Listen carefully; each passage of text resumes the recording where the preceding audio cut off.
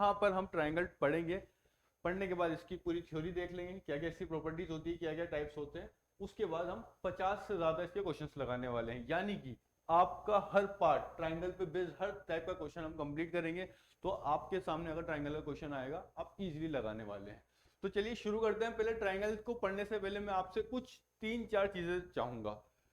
समझते हैं यहाँ पर स्टूडेंट्स के साथ दिक्कत आती है कि उनको याद नहीं रहती, चीजें याद नहीं रहती, बहुत सारी ट्रिक्स हो गई, बहुत सारी ट्रिक्स होती है, याद नहीं रहती। तो याद करने के लिए क्या करें? कुछ नहीं करें। याद करने के लिए कुछ नहीं करना, हमको 3-4 कॉन्सेप्ट, मैं आपको 3-4 फॉर्मूले आपसे चाहूंगा, अगर आपको वो पता है तो आपको ट्राइंगल्स में कुछ भी रटने की, याद रखने की जरूरत नहीं है।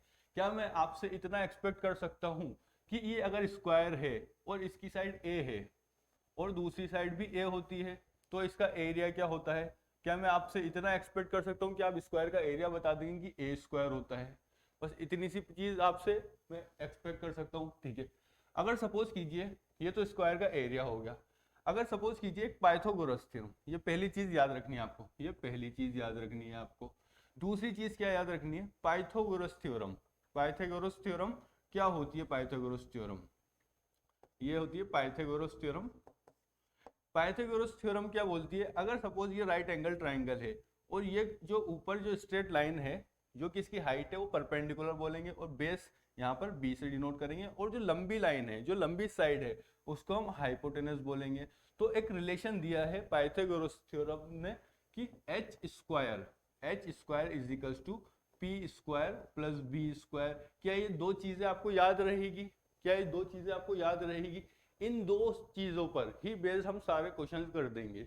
यहाँ पर एक और लास्ट चीज है जो कि आपको पता ही होगा, कोई याद करने की जरूरत नहीं है। अगर ये एक लाइन है, ये एक लाइन है और मैं यहाँ से इसको कट करता हूँ तो ये 90 डिग्री का एंगल बनाती है और इधर भी 90 डिग्री का एंगल बनाती है, यानी कि ये पूरा एंगल कितना डिग्री का हुआ? ये पूरा एंगल हुआ 180 डिग्री का। इतनी सी बात सभी जानते हैं, इसमें कुछ याद करने वाली बात है नहीं, ठीक है। तो जब मैंने यहाँ पर स्क्वायर ड्रॉ किया, मैंने यहाँ पर स्क्वायर ड्रॉ किया जब, तो यहाँ से पता चलता है कि अगर मैं स्क्वायर के दो पार्ट करूँ, यहाँ पर स्क्वायर के दो पार्ट करता हूँ, यहाँ से इसको मैंने कट किया, यहाँ से इसको मैंने कट किया, ठीक है, कोई दिक्कत नहीं है, यहाँ पर कोई दिक्कत नहीं है, कट कर दिया। अब क्या बात करते हैं, ये भी ए साइड थी, ये भी ए साइड थी, एरिया ऑफ स्क्वायर क्या था? ए स्क्वायर। अगर इसको मैंने बीच में से यहां से इसके दो पार्ट कर दिए, ये भी सेम है, ये भी सेम है, तो यानी कि ये कितना हो गया? ये नया ए कितना हुआ? a/2। नया ए कितना हुआ? आधा हो गया, यानी कि ये हुआ a² क्लियर? कोई दिक्कत नहीं है। ये क्या आया हमारे पास? ये क्या आया? ये जो आधा पार्ट कटा, ये क्या आया? Right angle triangle. ये क्या बना हमारा? Right angle triangle. और अगर सपोज करो इसकी साइड ए ना होकर पी होती और इसकी बेस ए ना होकर बी होती, तो ये क्या बनता है? इसका एरिया कितना बनता? जो कि ए डैश से माना हमने, वो होता पी इंटू बी, यानी कि ए इंटू ए, पी इंटू बी और डिवाइड बाई टू, वही बना। कुछ नया याद नहीं करना, यहाँ पे एरिया आपको सभी को पता चला, यहाँ पे राइट एंगल ट्राइंगल है, क्लियर? ये स्क्वायर का आधा पार्ट है, ये स्क्वायर का आधा पार्ट है, क्लियर? इतनी चीज आपसे याद रहेगी। एक और चीज मैं आपसे एक्सपेक्ट करना चाहूंगा, एक लास्ट चीज है जो कि ट्रिग्नोमेट्री के नाम से हम जानते हैं। ट्रिग्नोमेट्री टेबल आप सभी जानते हैं। ट्रिग्नोमेट्री टेबल नहीं भी जानते हैं तो कोई दिक्कत नहीं है, ट्रिग्नोमेट्री टेबल नहीं भी जानते हैं तो कोई दिक्कत नहीं है। यहाँ पे वायरिंग बहुत उलझ रही है, ये इतना वायर हो गए, ठीक है। तो क्या करते हैं हम, यहाँ पर एक टेबल बनाते हैं, साइन कोस टेन थीटा, ये सब आपको रटने की जरूरत नहीं है, सिर्फ एक लाइन आपसे याद करने के लिए बोलूंगा मैं, सिर्फ एक लाइन आपसे याद करने के लिए बोलूंगा।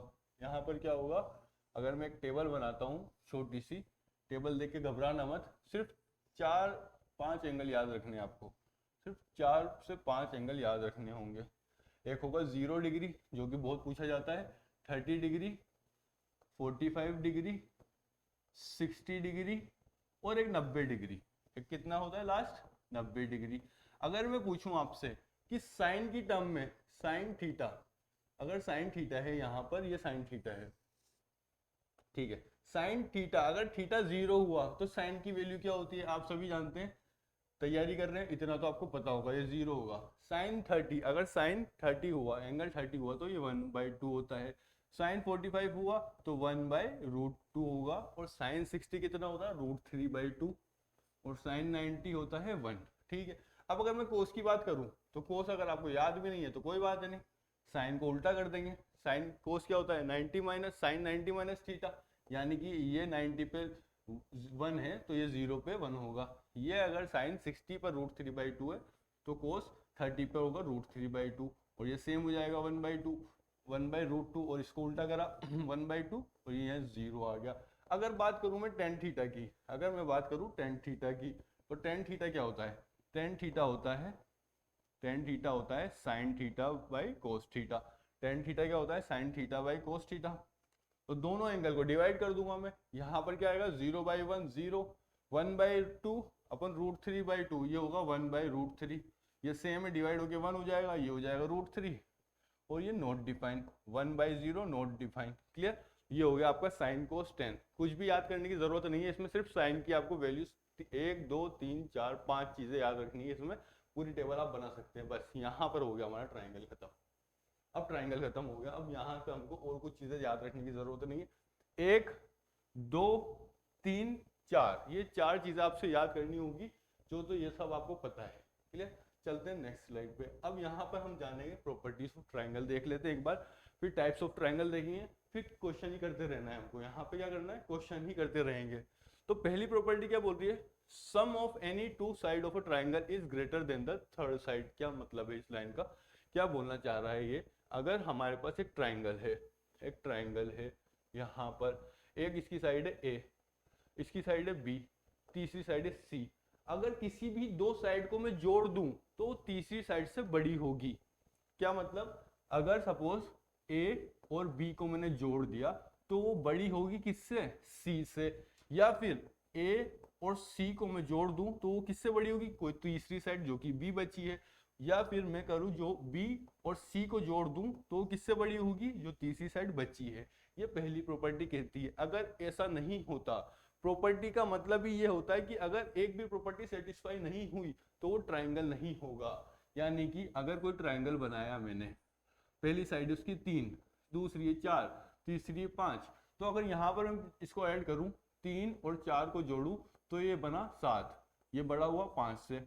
अच्छी बात है, पहली प्रॉपर्टी सेटिस्फाई हुई। और भी साइड चेक करनी है, 4 + 5 इन दोनों को ऐड किया, ये बना 9, और बड़ा होगा ये तीसरी साइड से, बिल्कुल सही बात है। और क्या बचा, 5 और 3, 5 और 3 जोड़ा, ये बना 8, ये बड़ा है तीसरी जो बची साइड 4, बिल्कुल सही, पहली प्रॉपर्टी हमारी सेटिस्फाई हो जाती है।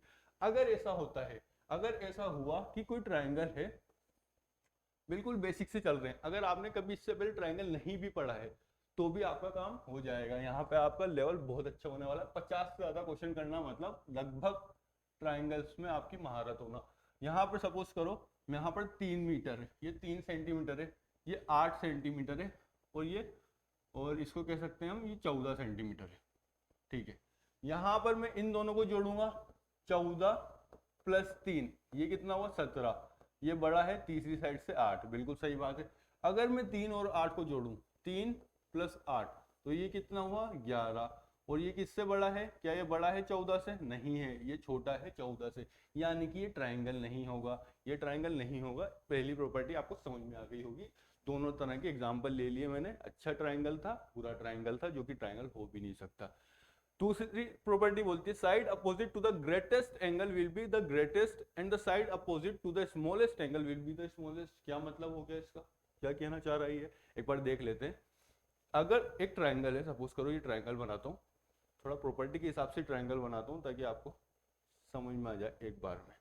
यहाँ तक ये ट्राइंगल, ठीक है, ठीक है। अगर यहाँ पे ये एक एंगल है अल्फा, ये एंगल है अल्फा, ये दूसरा एंगल है बीटा, और तीसरा एंगल है गामा। ये अल्फा बीटा गामा में कुछ सोचना मत कि क्या नाम रख दिया, ABCD रख दो, कुछ भी रख दो। तो यहाँ पे सबसे बड़ा एंगल कौन सा दिख रहा है, ये बीटा कैसा है, ये 90 डिग्री होता है। ये अगर ऊपर तक देखा जाए तो ये 90 डिग्री होता है यहाँ से यहाँ तक, बट ये 90 से भी ज्यादा है, यानी कि बीटा तो सबसे बड़ा एंगल हो गया। तो प्रॉपर्टी के हिसाब से बोल रहा है, प्रॉपर्टी के सबसे बड़े एंगल के सामने जो साइड है वो सबसे बड़ी होगी। ये कौन सी साइड है, ये अगर इसको नाम दे दूं मैं ABCD, पॉइंट्स को ABC नाम दे दिया, तो जो AC लाइन है वो सबसे बड़ी होगी, जो AC लाइन है वो सबसे बड़ी होगी। समझ में आया। सबसे छोटा एंगल कौन सा लग रहा है यहाँ पे, गामा। सबसे छोटा एंगल कौन सा है, गामा। तो सबसे छोटे एंगल की अपोजिट साइड जो आई है ए बी, वो सबसे छोटी होगी, ये कहने का मतलब है। समझ में आया? कुछ बात है नहीं इसमें समझने की, एक बार वो स्टेटमेंट पढ़ोगे समझ में आ जाएगी पूरी बात। Among the third property, among all the triangles that can be formed with a given perimeter, the equilateral triangle will have the maximum area। क्या मतलब हुआ इसका, क्या मतलब हुआ, इसने क्या बोला आपसे कि सभी ट्राइंगल, जितने भी टाइप के ट्राइंगल, अभी हम जानते नहीं और कितने टाइप के ट्राइंगल होते हैं, बट जितने भी होते होंगे उन सब में से पेरीमीटर किस ट्राइंगल का सबसे ज्यादा होगा, जो इक्विलेटरल ट्राइंगल है।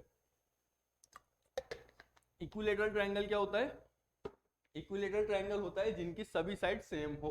यानी कि अगर सपोज करो, मैं आपको एक छोटा सा आइडिया दे देता हूँ, यहाँ पे इक्विलेटरल ट्राइंगल क्या होगा, जिसकी सभी साइड सेम है। ये अगर a सेंटीमीटर, ये भी a हो और ये भी a हो, तो ये इक्विलेटरल बन जाता है। और क्या टाइप का होगा, और हम देख लेंगे अभी, ये राइट एंगल ट्राइंगल होगा जिसका एक एंगल 90 डिग्री का होगा।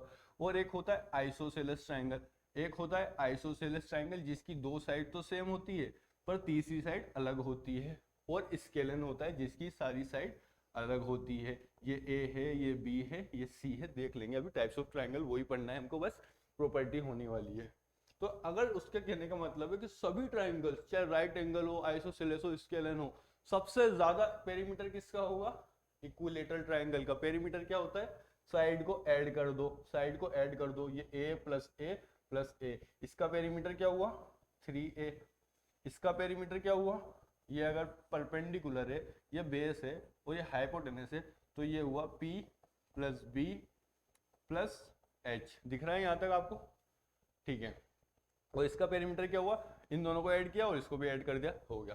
ठीक है, ये तीन प्रॉपर्टी हो गई। और देख लेते हैं कुछ और प्रॉपर्टी बच रही हो तो। ये क्या बोल रहा है यहाँ पे, the line joining the mid point of a side of a triangle of the opposite vertices are called median in the adjoining figure AFBCCD are medians. क्या मतलब हो गया इसका, यहाँ पे the line joining the mid point of a side of a triangle to the opposite vertex are called median. क्या मतलब कह रहा है ये, एक बार देख लेते हैं पिक्चर से, लैंग्वेज तो समझ आ नहीं रही है, एक बार इसकी वर्ड बाय वर्ड पढ़ेंगे हम। क्या कह रहा है, line joining the mid point of a side of a triangle, ये साइड क्या मिड पॉइंट है, ये साइड का क्या है मिड पॉइंट है। कलर दूसरा कर लेता हूँ, यहाँ पे व्हाइट कलर दिखेगा बढ़िया। तो ये क्या साइड का, अब ये साइड का मिड पॉइंट है, ये इस साइड का मिड पॉइंट है। अगर इनको नाम दे दिया मैंने ABC, ये साइड का मिड पॉइंट है, और ये तीसरी साइड का भी मिड पॉइंट है, मतलब AB का आधा, AB का डिस्टेंस आधा, AB के बीच में से कट कर दिया। तो अगर वर्टिसेस, अपोजिट वर्टिसेस से ज्वाइन कर रहा है, ये क्या है वर्टिसेस, ये कोना क्या है वर्टिसेस, अगर यहां से इस मिड पॉइंट को ज्वाइन किया जाए तो ये मीडियन कहलाएगा। ये क्या कहलाएगा, मीडियन। क्लियर। इसी तरह अगर तीसरे वर्टिसेस C से अगर मैं ज्वाइन करूं यहाँ इसके मिड पॉइंट पे, तो ये इसका मीडियन, और ये इसको ज्वाइन किया तो ये यहाँ पर मीट हो गया। ये B इसको नाम भी दे देते हैं छोटा मोटे, क्या देते हैं DEF दे देते हैं, DEF। तो AE क्या है, BC ये मीडियन है, और CD क्या है, AB का मीडियन है। तो ये हो गया हमारा मीडियन। अब यहां से जो सेंटर पॉइंट आता है, जहां से सारे मीडियन क्रॉस करते हैं, इक्विलेटरल ट्रायंगल की बात चलती है अभी, तो वो कहलाता है सेंट्रोइड। इसने भी दिखा रखा है, अच्छी बात है, समझ में आ रहा है आप सभी को, सेंट्रोइड कहलाता है। क्लियर। और दूसरी प्रॉपर्टी क्या कहती है, the median of a triangle divided into two triangle of equal area. क्या मतलब, अगर एक ट्राइंगल है, उसका मीडियन जा रहा है, ये मीडियन है, सपोज ये मीडियन है, ये मीडियन है, लाइन बन रही है, ये सीधी लाइन है, ठीक है, ये मीडियन है। तो यानी कि ये एक ट्राइंगल बना, ये दूसरा एक ट्राइंगल बना, ये दोनों ट्राइंगल का एरिया सेम रहेगा। Area of one will be equals to area of two. ये हमारी फिफ्थ प्रॉपर्टी कह रही है। ठीक है, कोई दिक्कत नहीं, समझ में आता है यहाँ तक, कोई दिक्कत नहीं है, सिंपल प्रॉपर्टी है। देख लेते हैं ये क्या बोल रहा है, the area of a triangle bye joining the mid point of a side of a given triangle is 1/4 of a area of the given triangle. और कहाँ चली गई प्रॉपर्टी, और कहाँ चली गई, ये फिफ्थ के बाद सीधा, फिफ्थ के बाद सीधा 8 आ गई, दो प्रॉपर्टी और गायब हो गई यहाँ पर। अभी मैं बता दूंगा अभी दो प्रॉपर्टी क्या होती है। The area of a triangle formed by joining the mid point of the side of a given triangle is 1/4 of the area of a given triangle. क्या मतलब हुआ इसका? अगर सभी पॉइंट्स, यहाँ पर ये मिड पॉइंट है एफ, ये एफ क्या है? मिड पॉइंट है, और सभी पॉइंट्स मिड पॉइंट हैं वहां पर, उनको जोड़ने के बाद जो ट्राइंगल बना वो पूरे ट्राइंगल का 1/4 होगा। जैसे ये एफ पॉइंट जोड़ा, ई पॉइंट जोड़ा, डी पॉइंट जोड़ा, इनको जोड़ने के बाद ये ट्राइंगल बना, ये ट्राइंगल बना। तो प्रॉपर्टी बोल रही है कि जो हमारा ट्राइंगल बना एफ ई डी, ये पूरे ट्राइंगल का 1/4 है। तो कैसे होगा चेक कर लेते हैं। ये इक्विलेटरल ट्राइंगल है, ये इक्विलेटरल ट्राइंगल है। सपोज करो इसकी लेंथ है x, 2x मान लेते हैं, चलो इसकी लेंथ है 2x, और इसकी भी लेंथ कितनी होगी 2x, और यहाँ से ये कितना होगा, ये भी 2x, ठीक है। अब मिड पॉइंट है, ये उल्टा लिख दिया, ठीक है। अब मिड पॉइंट है तो यानी कि AD कितना होगा, ये x होगा, और DB कितना होगा, ये भी x होगा, EB कितना होगा, x होगा, CE कितना होगा, x, और इसी तरह ये भी x होगा, ये भी x होगा। तो यहाँ पर ये क्या हुआ, ये एक x बना, ये x बना, और इसी का मिड पॉइंट है, यहाँ पर ये भी मिड पॉइंट है, तो ये भी लेंथ भी x हो जाएगी। और उसी तरह ये मिड पॉइंट है, ये भी मिड पॉइंट है, इनको जोड़ने के बाद एक इक्विलेटरल ट्राइंगल बना, x लेंथ, इसकी लेंथ कितनी हो जाएगी, इसकी भी x हो गई। यानी कि अगर ट्राइंगल नंबर 1 नाम दे दूं, ट्राइंगल नंबर 2, ट्राइंगल नंबर 3, और बीच में जो ट्राइंगल बना उसको भी ट्राइंगल नंबर 4 नाम दिया मैंने, तो देखा कि ये ट्राइंगल जो 1 है, इसकी ये इक्विलेटरल ट्राइंगल है और इसकी सभी साइड सेम है, यानी कि इसका एरिया सेम रहेगा। किसके बराबर रहेगा, 2 के बराबर, क्योंकि इसकी भी सभी साइड x है, और 3 के बराबर 4 भी सेम रहेगा। यानी कि इस ट्राइंगल में से, इस पूरे ट्राइंगल में से कितने पार्ट्स बने ट्राइंगल के, 4 पार्ट ट्राइंगल के, 4 छोटे छोटे पार्ट्स बने, 4 पार्ट्स ऑफ ट्राइंगल मिलकर बनाया 1 बिग ट्राइंगल। ऐसे समझ लो, एक बड़ा ट्राइंगल बनाया हमने, 4 हिस्सों में ट्राइंगल को बांटा और एक ट्राइंगल बन रहा है। यानी कि जो एक पार्ट हुआ, कोई सा भी एक पार्ट हुआ, तो एक पार्ट कितना होगा, एक पार्ट ट्राइंगल का कितना बनेगा, 1/4 ऑफ बड़ा ट्राइंगल, 1/4 ऑफ बड़ा ट्राइंगल। यही प्रॉपर्टी समझा रही थी, इसमें कोई दिक्कत वाली बात नहीं होगी। चलते हैं नेक्स्ट प्रॉपर्टी पे, जो कि मिस हो गई है, हम यहाँ पर ही समझ लेंगे उसको, ठीक है। यहीं पर ही बना देता हूँ प्रॉपर्टी। क्या कहती है प्रॉपर्टी, इसको हटा देते हैं। जो छठी और सातवीं प्रॉपर्टी मिक्स हुई, तो वो प्रॉपर्टी कहती है कि अगर हमारे पास कोई ट्राइंगल है, अगर हमारे पास कोई ट्राइंगल है, थोड़ा और बड़ा बना देते हैं, ट्राइंगल है, जगह की कमी है नहीं। अगर एक हमारे पास ट्राइंगल है, अगर हमारे पास एक ट्राइंगल है और उसके अंदर एक सर्कल है, प्रॉपर्टी ध्यान दीजिएगा यहाँ पे, प्रॉपर्टी इस पर बहुत क्वेश्चन आएंगे, पूरा मिक्स कर करके क्वेश्चन पूछेगा आपसे सर्कल और ट्राइंगल का। इसके मिड पॉइंट से, ये मिड पॉइंट है, ये मिड पॉइंट है, ये मिड पॉइंट है, अगर इसके मिड पॉइंट्स को मिला दिया जाए, इसके मिड पॉइंट को मिला दिया जाए और एक सर्कल बना दिया जाए, तो अगर इसके मिड पॉइंट को मिलाकर एक सर्कल बनाया जाए, तो इसका जो रेडियस होगा, जो इसका रेडियस होगा, जो इसका रेडियस होगा r, जो इसका रेडियस होगा r, वो कितना बड़ा होता है, वो r होता है, r = a/2√3। अब ये क्या बोल दिया, हमें तो याद होता नहीं है, हमको याद होता नहीं है, अब ये कैसे याद रखा जाए, ये सर्कल दिख नहीं रहा है, बाकी समझ लेना है सर्कल ही है, ठीक है। उसने बोला जो हमारा सर्कल होता है, ट्राइंगल के अंदर जो सर्कल होता है, उसका रेडियस होता है a/2√3। ये क्या होगा, ये कैसे मान ले हम, आपको अभी तो मैंने मीडियन पढ़ाया, अभी मैंने आपको मीडियन के बारे में बताया, ये एक मीडियन हुआ, ये दूसरा मीडियन हुआ, ये तीसरा मीडियन हुआ, यहाँ पर क्या हुआ, सेंट्रोइड, ये हुआ सेंट्रोइड बीच में।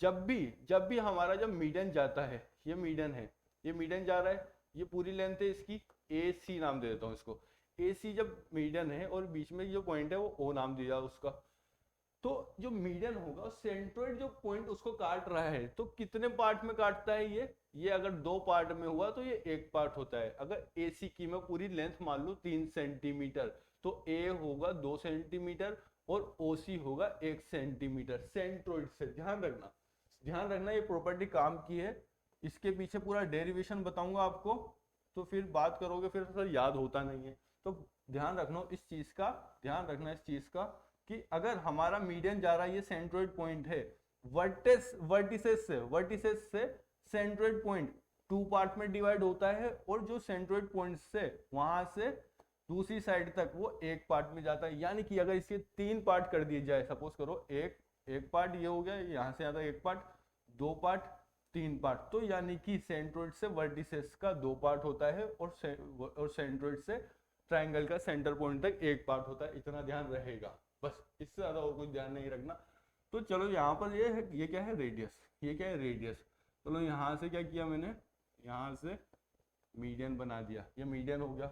यहाँ से भी एक मीडियन बना दिया, ये मीडियन बना दिया। तो यहाँ से भी एक मीडियन बनाया। तो मीडियन बनाने के बाद वो कहाँ गया, सेंट्रोइड से पास हुआ, सेंट्रोइड से पास होगा और वही सर्कल का रेडियस रहेगा। जो सेंट्रोइड से पास हुआ, जो मीडियन जहां से पास हो रहे हैं वो सेंट्रोइड पॉइंट होगा और वो सेंट्रोइड ही सर्कल का रेडियस रहेगा। तो चलिए कैलकुलेट करते हैं रेडियस।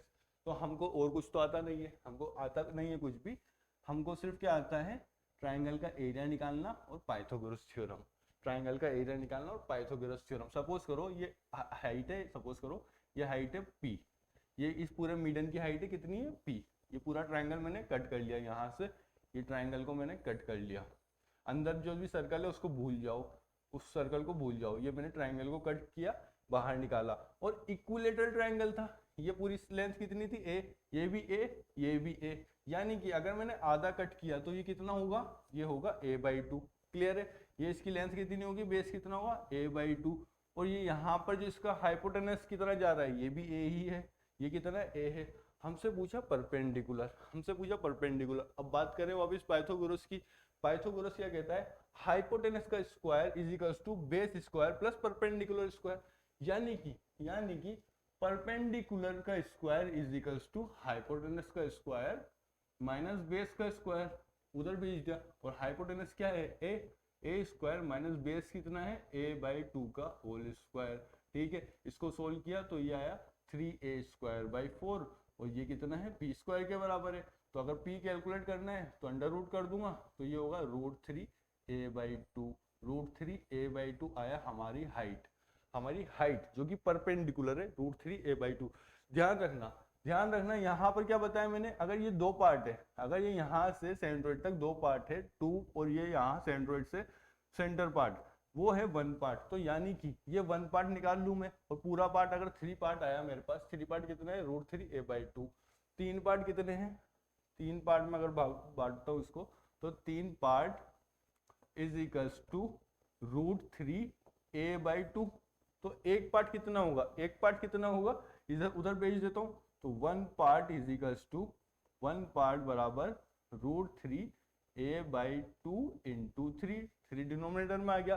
तो 3 से √3 कटेगा तो ये रूट बन जाएगा। ये कितना हो गया, 1 पार्ट कितना हो गया, 1 पार्ट बराबर दिख रहा है यहाँ तक a/2√3। 1 पार्ट बराबर a/2√3 और ये 1 पार्ट क्या था, ये 1 पार्ट रेडियस ही था। ये 1 पार्ट क्या था, रेडियस ही था। ये आ गया हमारे पास, याद करने की जरूरत है। अब यहाँ पे आपको एक बार में निकाल सकते हो। आपको मुझे तो समझाना पड़ रहा है तो मेरे को 1 मिनट लगा, अगर आप खुद से करोगे तो आप 30 सेकंड में कर दोगे।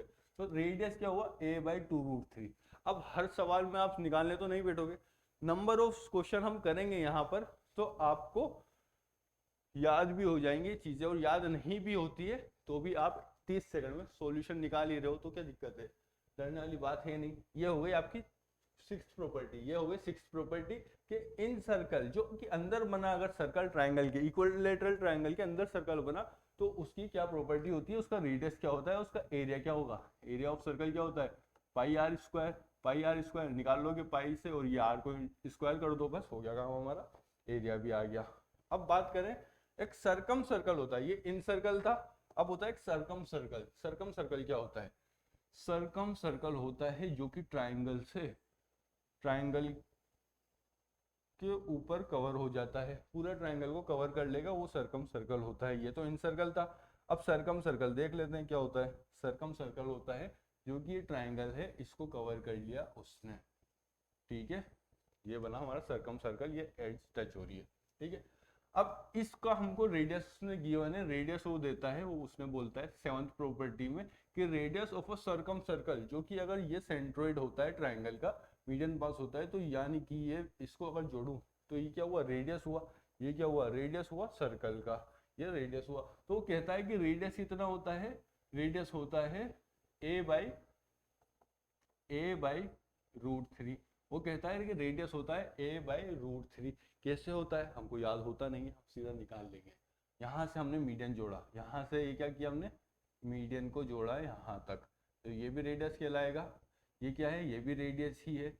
वापिस से हमने इसको जोड़ा, एक और मीडियन ड्रॉ किया, लाइन टेढ़ी बन रही है, समझ लेना, ये रेडियस है। ठीक है, इसको भी हाईलाइट नहीं करते हैं, ये रेडियस हो गया। अब वापस हमारे पास बात आती है, क्या बात आती है, अगर हमारे पास इक्विलेटरल ट्राइंगल है, इक्विलेटरल ट्राइंगल, ये पूरा इक्विलेटरल ट्राइंगल है, और ये कितना बना a/2, तो हाइपोटेनस हमने कैलकुलेट किया था। हाइपोटेनस क्या कैलकुलेट किया था, हाइपोटेनस कैलकुलेट किया था √3a/2। हाइपोटेनस यानी कि परपेंडिकुलर, जो सॉरी हाइपोटेनस नहीं, हाइट। यहाँ पर परपेंडिकुलर क्या था हमारा, परपेंडिकुलर क्या था, √3a/2। और ये r क्या है, r क्या है, मीडियन का 2 पार्ट है, और ये क्या है, 1 पार्ट, यानी कि 3 पार्ट मिला के परपेंडिकुलर बन रहा था हमारा। 3 पार्ट मिला के कितना बन रहा था, परपेंडिकुलर, जो कि √3a/2 था। तो हमसे पूछा उसने 2 पार्ट, 2 पार्ट ही तो है, ये रेडियस क्या है, 2 पार्ट है, ये रेडियस क्या है, 2 पार्ट है मीडियन का, ये रेडियस, और ये 1 पार्ट है, ये 2 पार्ट है, ये 2 पार्ट है, तो ये 1 पार्ट है। क्लियर, कोई दिक्कत नहीं, समझ में आ रहा होगा आपको। तो हमारे पास था क्या था, 1 पार्ट कितना था, 1 पार्ट था हमारा √3a/2 इंटू 3, √3 कटेगा, यहाँ पे रूट आ जाएगा, तो ये होगा a/2√3, a/2√3। अब हमें क्या चाहिए, ये तो 1 पार्ट है, 2 पार्ट कितना होगा, तो 2 से इंटू कर देंगे 1 पार्ट को, तो 2 हो जाएगा, 2 part is equals to a/2√3 into 2 into 2, ये 2 है, तो यहाँ से 2 से 2 कैंसिल होगा, ये बचेगा a/√3, a/√3, और यही तो रेडियस है, यही तो रेडियस है, a/√3। क्लियर, ये हो गई हमारी 7th प्रॉपर्टी, और 8th प्रॉपर्टी हमने देख ली।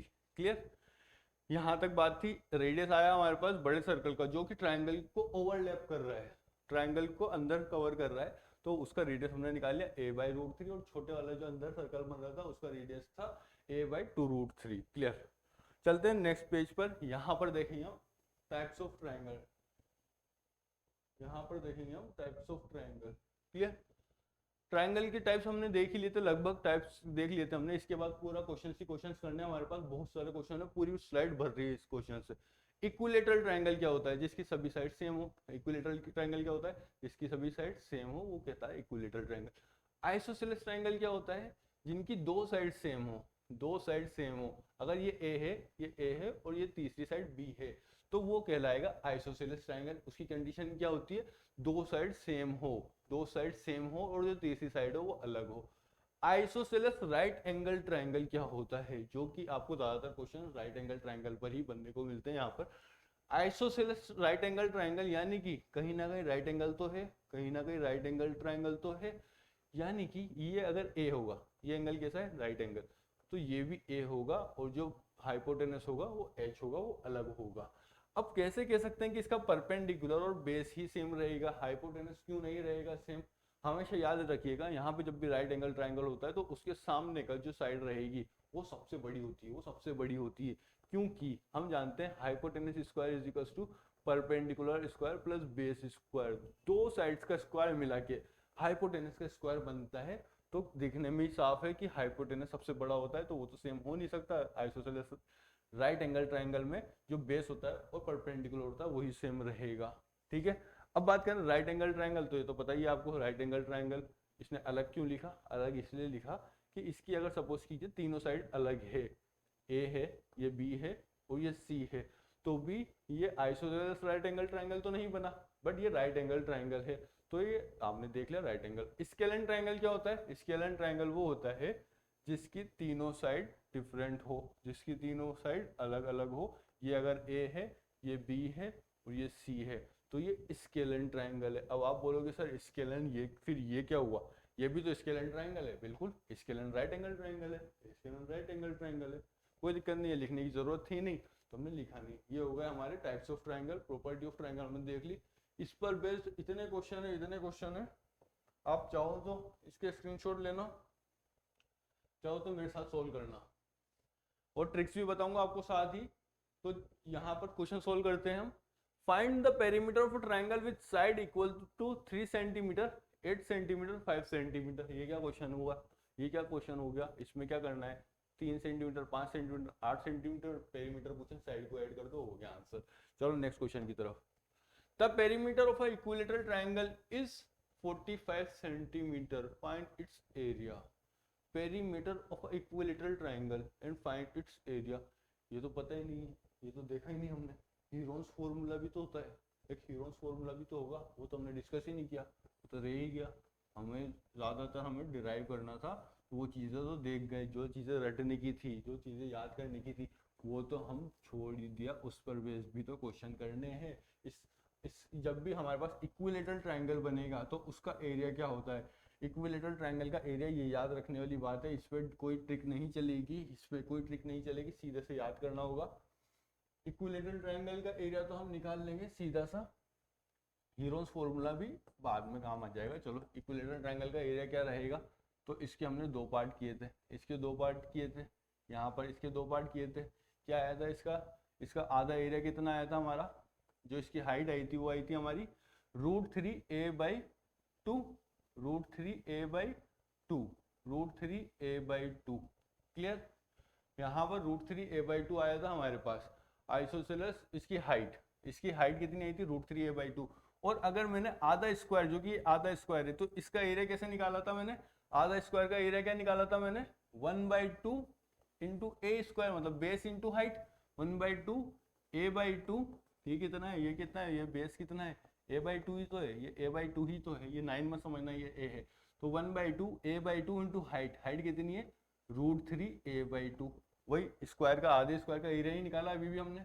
और हमारे पास कितने हैं यहाँ पे, 2 ट्राइंगल है, यहाँ पे 2 ट्राइंगल है, तो इसको 2 से मल्टीप्लाई कर दो, पूरे का एरिया आ जाएगा। 2 से 2 ये कटेगा, ये कितना हो जाएगा, √3a²/4, √3a²/4। ये आया इक्विलेटरल ट्राइंगल का एरिया। ये क्या है, इक्विलेटरल ट्राइंगल का area, area of equilateral triangle, area of equilateral triangle √3a²/4। याद नहीं है तो भी हमको स्क्वायर का एरिया फाइंड करना आता है, पाइथागोरस थ्योरम पता है, perpendicular square plus base square, और ये से भी हम निकाल सकते हैं। और हमने यहाँ पर एरिया ऑफ स्क्वायर से निकाल लिया, इजी, कोई दिक्कत नहीं। एक चीज़ और ध्यान रखेगा, यहाँ पर क्या चीज़ याद करने की थी वो आपको मैंने बताई नहीं अभी तक, आप लोग अभी यहाँ से अभी घबराना शुरू हो जाते। अगर स्केलिन ट्राइंगल है ABC है, यहाँ पे कोई रिलेशन नहीं है, A इक्वल नहीं है B के, A not equal to B है और नॉट इक्वल टू C है, कोई रिलेशन नहीं है, तो इस ऐसे ट्राइंगल का एरिया कैसे निकाला जाएगा।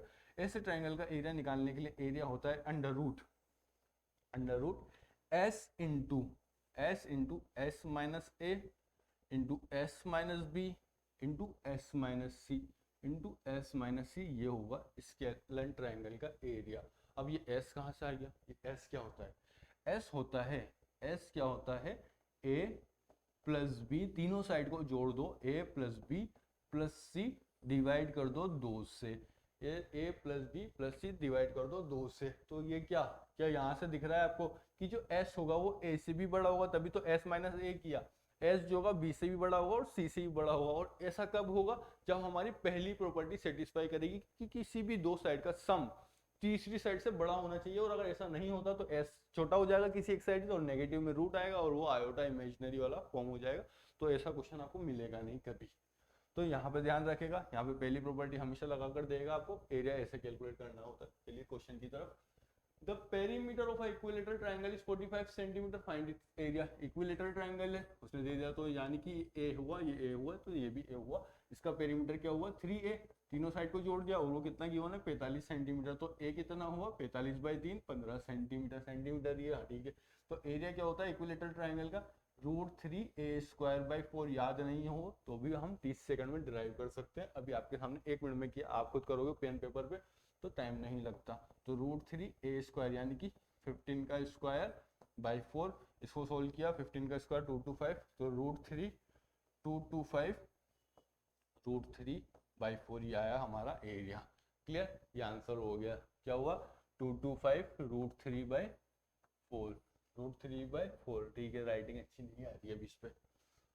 चलते हैं नेक्स्ट क्वेश्चन की तरफ। नेक्स्ट क्वेश्चन क्या बोल रहा है, the perimeter of N isosceles triangle is 32 centimetre. The perimeter of N isosceles triangle is 32 centimetre while its equal side together measure 18 centimeter. Find the third side and each of the equal side. क्या बोलते हैं इसमें, एक बार देख लेते हैं, एक बार देखते हैं क्या बोल रहा है क्वेश्चन।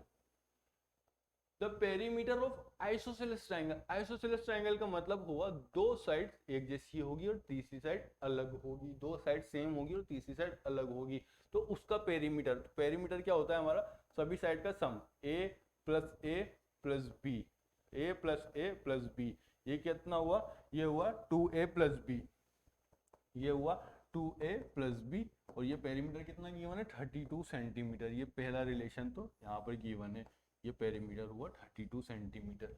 और क्या कहा उसने, while its equal side together measure 18 centimetre, equal side दोनों को एक साथ लिया तो वो 18 सेंटीमीटर हुआ, यानी कि a प्लस ए दोनों साइड जो इक्वल है वो कितना हुआ 18 सेंटीमीटर, यानी कि a हुआ हमारा 9 सेंटीमीटर, a हुआ 9 सेंटीमीटर, यहाँ पे वैल्यू रखा तो 2 है 18 और 32 से माइनस करेंगे तो ये कितना होगा 18 माइनस 32 b हो जाएगा 14, b कितना हुआ 14 सेंटीमीटर, एक बार चेक कर लेना आप लोग, गलती हो जाए तो ठीक कर लेना उसको, b कितना हुआ 14 सेंटीमीटर। अब क्या पूछा उसने, फाइंड द थर्ड साइड, हाँ बिल्कुल थर्ड साइड ही तो निकाली हमने यहाँ पे, b कितना हुआ 14 centimetre and each of equal side, ये कितना है 9 सेंटीमीटर, ये भी 9 सेंटीमीटर, हो गया हमारा सवाल। ठीक है, चलते हैं नेक्स्ट क्वेश्चन की तरफ। The area of a right angle triangle, धीरे धीरे क्वेश्चन का लेवल बढ़ता जाएगा, अभी तो हमने पेरीमीटर ही निकालना था, एरिया ही निकालना था, अब इस सर्कम सर्कल आएगा, इन सर्कल आएगा, ये सारे रेशियो में आएंगे, ये सारा हमारा धीरे धीरे बढ़ेगा। अभी आप इस ताकि आप लोग घबरा नहीं जाओ, इससे छोटे से सवाल लेकर आया मैं, यहाँ पे हम आसानी से शुरू करेंगे, हमने अभी पढ़ा भी ऐसे ही है, बेसिक से देखा पूरा बेसिक, कोई भी अगर आपने 10th क्लास भी नहीं पढ़ रखी, 10th क्लास में भी ट्राइंगल नहीं पढ़ा आपने, तो भी आपका काम हो जाएगा, सिर्फ एरिया ऑफ स्क्वायर जानना है, क्योंकि 5th क्लास का बच्चा बता देता है, और Pythagoras theorem 6th 7th class में आ जाती है आपके, कोई दिक्कत ही नहीं है। The area of a right angle triangle is 42 square centimetre. और एक थर्ड चीज जो आपको मैंने याद दिलाई थी कि लाइन जो होती है उसका एंगल होता है 180 डिग्री, वो कहाँ काम आएगी वो भी मैं आपको बता दूँ, वो कहाँ काम आएगी वो भी आपको बता दूंगा, उससे क्या रिलेशन आएगा, उससे क्या रिलेशन था हमारा, वो क्यों कर रहा था देख लेंगे। The area of a right angle triangle is 42 centimetre square if its perimeter is equal to 10 centimetre, find its base. क्या बोल रहा है ये, area of right angle triangle is 42 square centimetre, right angle triangle है, right angle triangle है, उसका area कितना है 42 centimetre square, 42 centimetre square given है।